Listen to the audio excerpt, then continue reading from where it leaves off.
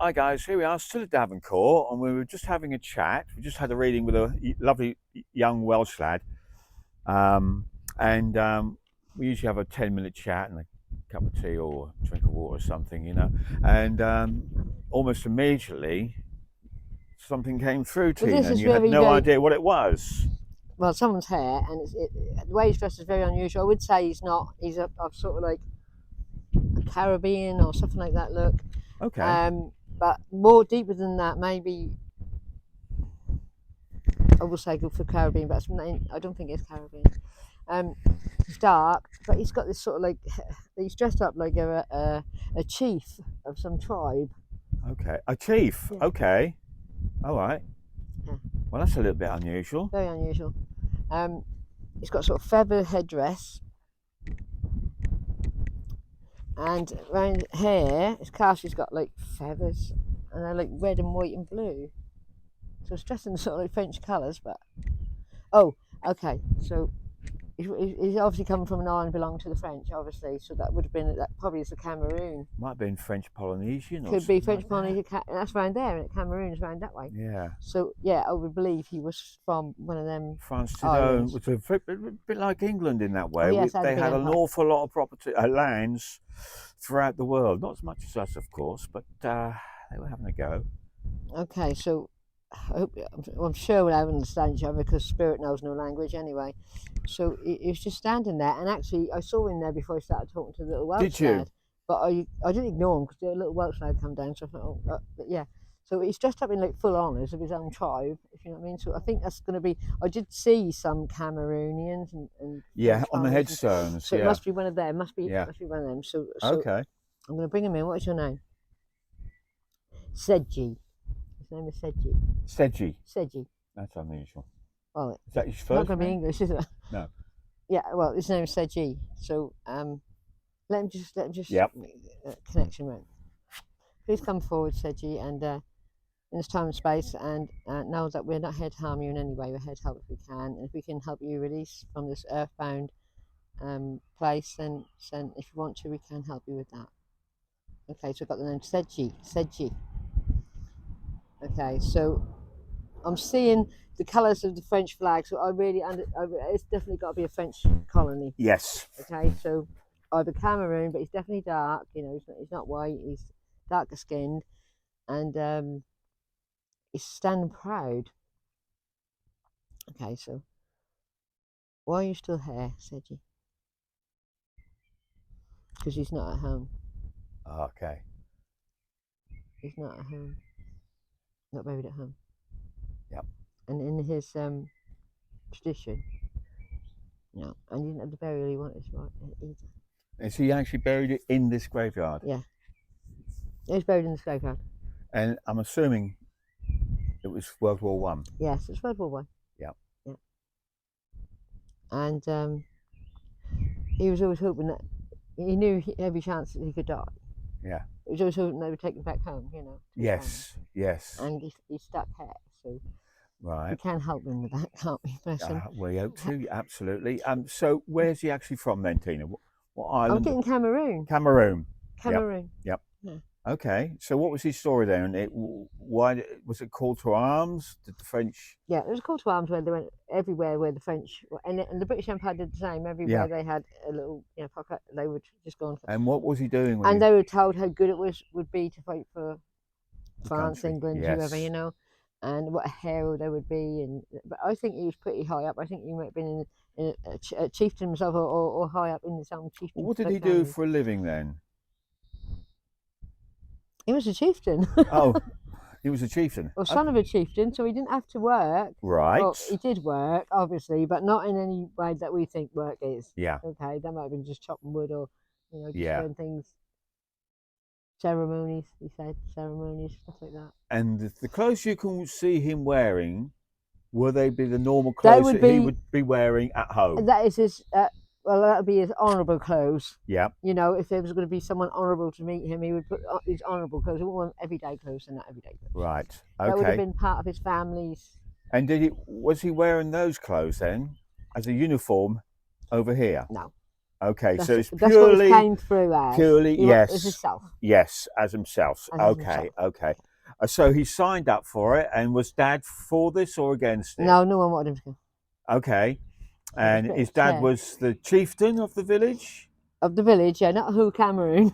No, So they no. are villages, you know, and I don't know how the French worked it, to be honest, but or even the English worked it to make these farmers come over, but they did.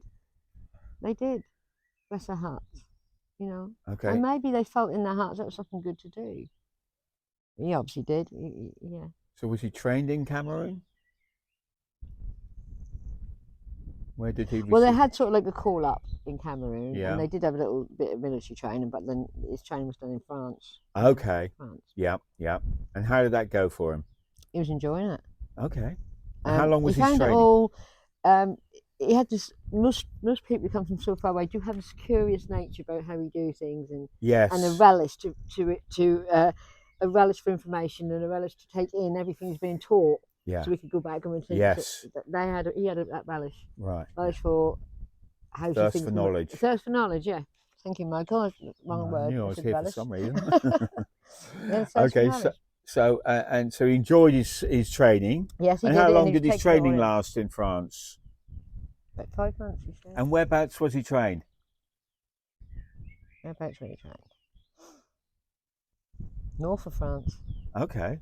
Well, that's pretty much a similar area where we are. Yeah, northern France. Near Normandy. Oh, that's south of us, Tina. Oh. So that's out of the shell. Yeah, that's out of the fighting. Okay. Yeah. So yeah. Oh yeah, you weren't trained in the fighting. Yeah, they were trained at the fighting. Yeah, Yes. definitely. But northern France is where we are, where the World War One took place. So him being in Normandy was further south of us. Okay. So that would make sense. So anyway, so he joined up and he had the Yep. thirst and was hoping to take all his knowledge back home. Yes. You know, in case he needed it for his own use. And yeah, he had a thirst for knowledge, and yeah, but when he was confronted with the truth, that was a bit of a he'd never seen anything like it. No. And he'd never seen anything like it. And so, what was his trip like up to the front line? It was okay. Yeah, everyone was buoyed up. Yeah. Couldn't wait to get out there and Get stuck in. hun, get the hun. Yeah. That's the word that everyone said, but the hun. Yeah. And the reality of it was a lot different. What did he see? What was his first sights then? That weren't too bad because because they weren't too bad. It seemed civilized at first, in the trenches and everything. But then, as the days went on and the war continued, and I think he went around near the end as well. Okay. Because they were desperate. They were pulling in troops from everywhere right then. Right. And he was like, I've never seen anything like it. I didn't understand, to be honest. And where was he actually fighting over here? That way. Does he know the name of the town or the city that he was in or the area? Oh, it was around Amiens. Yeah. Is that way? I've lost the sense of direction now, Tina. We've been on some back roads. Around Amiens. Amiens was like the city. I There's think lots of little villages. Albert around. wasn't far from where you were pointing, could actually. Be Albert, then. Could be Albert because I got a hammering. But he just pushed it that way. Yeah. So, okay. And what was his last moments like then? Well, how did he die? Yeah.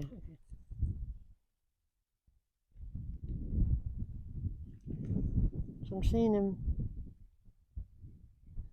He's running out. He's running, and he's pushing someone back like that. Okay.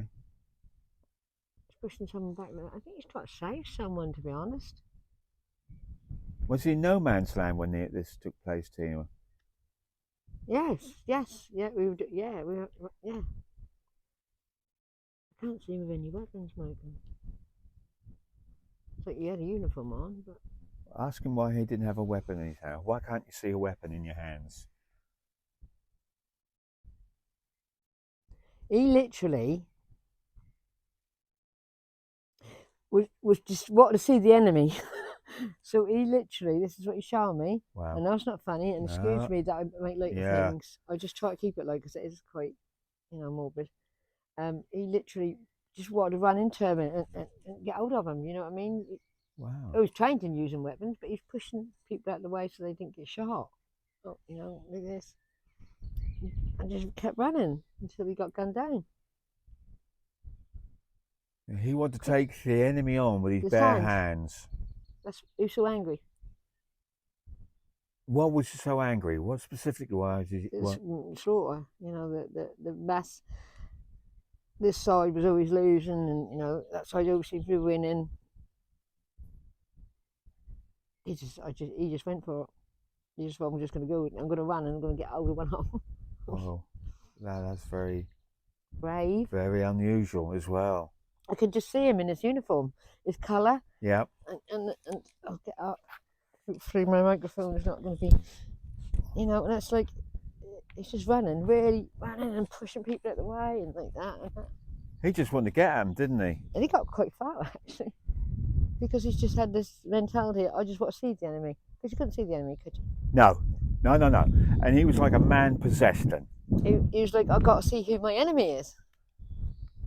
I got to see are they creatures, you know, are they robots, you know, are they human? Was this his first piece of action that he got involved in then? No, it obviously been involved in a few skirmishes. Yeah. And you know, he didn't get shot or anything, but No. I think he just a madness might have took over him, or not a madness, like an animalistic raw energy of I just got to see who I'm fighting, who the enemy is. Right. Wow, what a story! Yeah, he got gunned down. And was he with his fellow men? Was he in the same platoon or group of men that he left the Cameroon with? Then did they stick all together? They were all together, but you weren't. You know, that was just like a free for all that day. And okay, mixed in. I think he just nah. And where was he shot? If I'm going to die, I want to see who's going to kill me. You know, that sort of thing. And where was he shot? Because he had a thing that where was he shot? Sorry, what, in his body? You mean? Yeah. Across the middle. Right. Okay, so nearly. When he died instantly.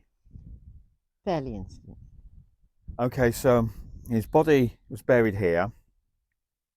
And they had a thing, if I can carry on what he was telling me before you interrupt us. Yeah. About spirit. Right. Okay, you've got to see who the spirit of the person who's going to take your life is. Really? Yeah. You have to face them eye to eye, as it were. Yeah. Wow. And that was their belief. And did he do that? I know he's some distance away. No. Very unlikely. He got close to the most. But yeah. But no. He didn't see them. And so for him, this is where it ends. And now he just wanted to be home. Yeah. He wants to go home. Was he married? Yes. His wife's name? What was your wife's name? Mita. Okay. Mita.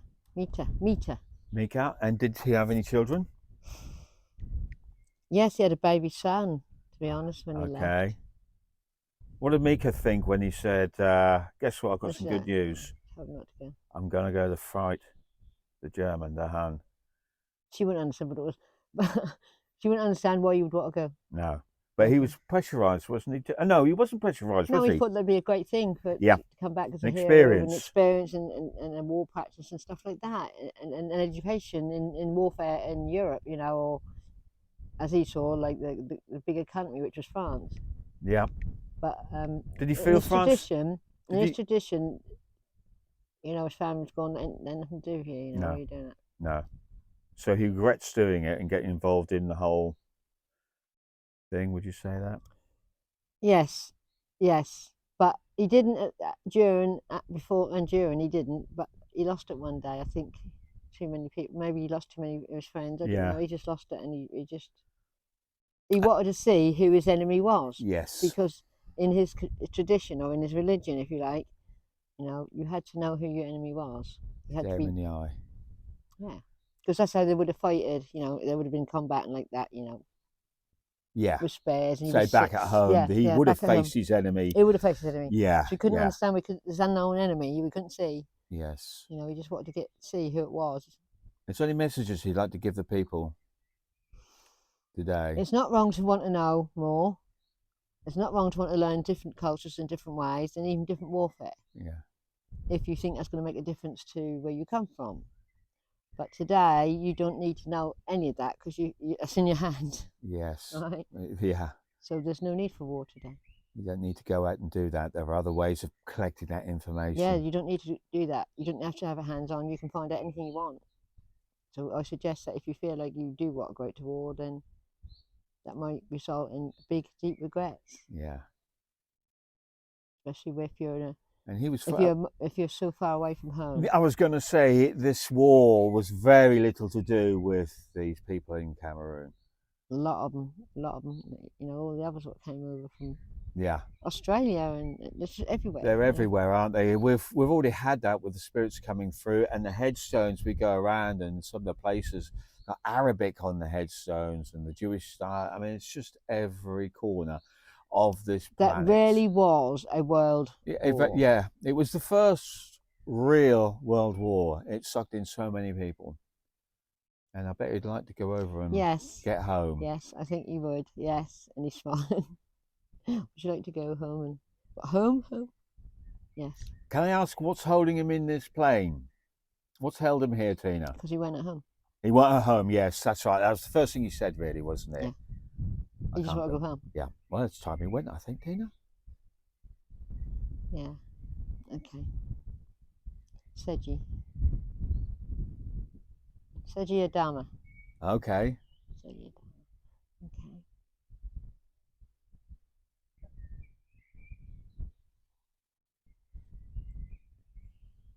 Okay, Michael, see it over there? That's sort of like... What, the French flag?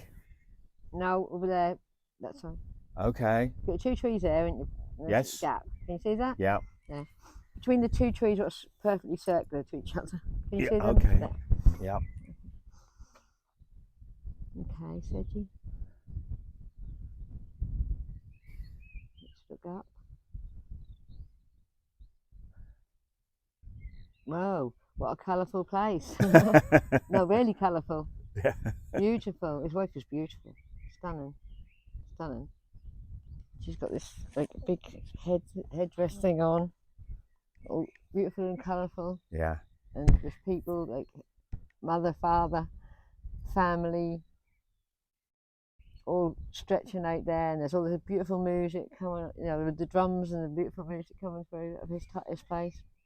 Beautiful place. This is why he wanted to go home, Tina. It's tropical, like a tropical island. Yeah, it's nice here. Palm trees and it's not everything. quite that. It's beautiful. Yeah.